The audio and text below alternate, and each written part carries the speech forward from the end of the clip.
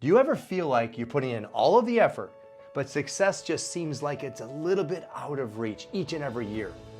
You know what? It's not always about working harder. It's about thinking smarter. And believe it or not, there are actually 3 mindsets that sabotage your success before you even get started.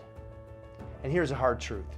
Most of us are caught up in a cycle of negative thinking and we don't even realize it. These failure-driven thoughts lead to mindsets that are silently holding us back. They kill our motivation, and then ultimately they destroy our chances of achieving our goals. If you're ready to stop this self-sabotage and unlock your potential, it's time to identify and ditch these toxic mindsets for good.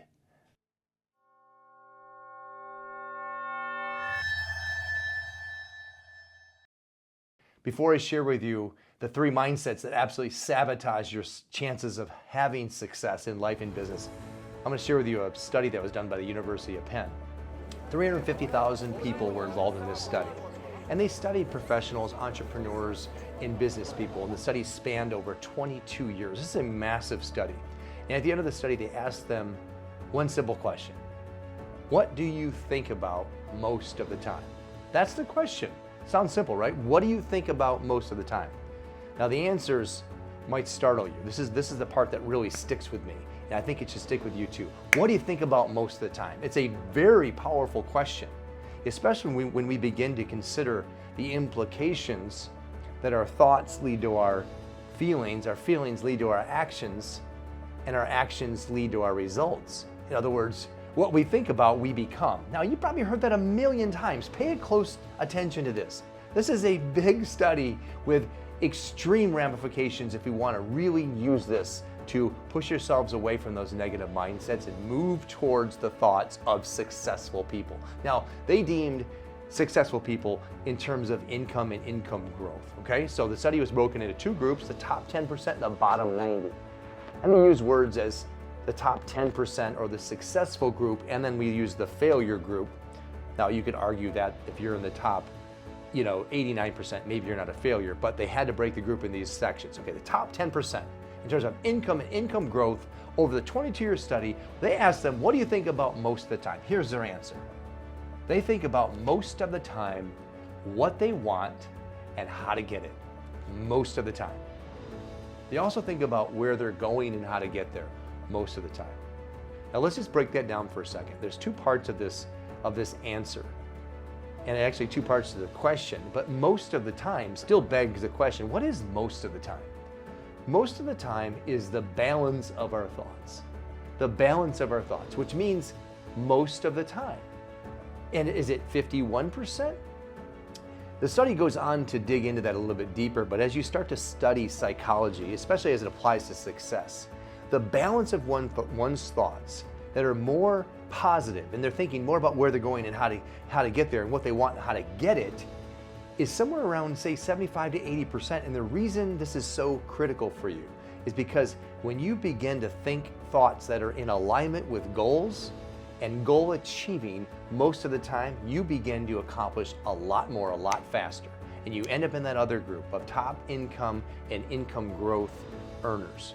Now the opposite is also true. Let me give the other side of that equation. They asked the other group, what do you think about most of the time? These are the lower income earners. They think about what they don't want most of the time. It's actually the opposite. They think about what they don't want most of the time. They also think about what they worry about most of the time. They think about things from the past that they're angry about most of the time. But most of all, what they think about most of the time, out of all the things they think about who's to blame for all that. So you're hearing this now? Successful people, the top 10%, they think about where they're going and how to get there. They're thinking about the future. They're moving forward.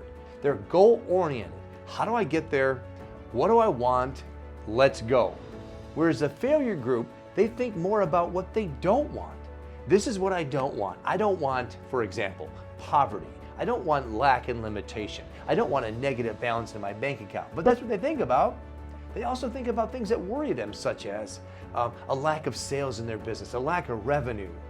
They look at the knock on wood and they stare at it And then, of course, they fester about the things they don't want, the things that worry them, the things from the past, who did what to them.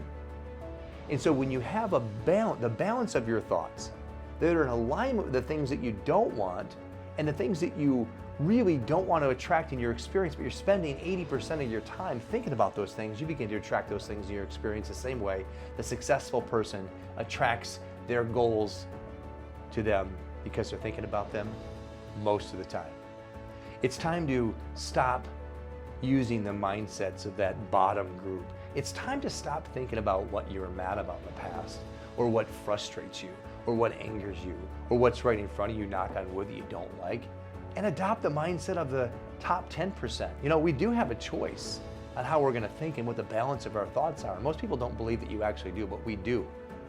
And when you begin to adopt the mindset of that top 10%, you start to win more because you're looking for ways to succeed. And you start to get to where you're going faster because you're looking for a faster, smoother path.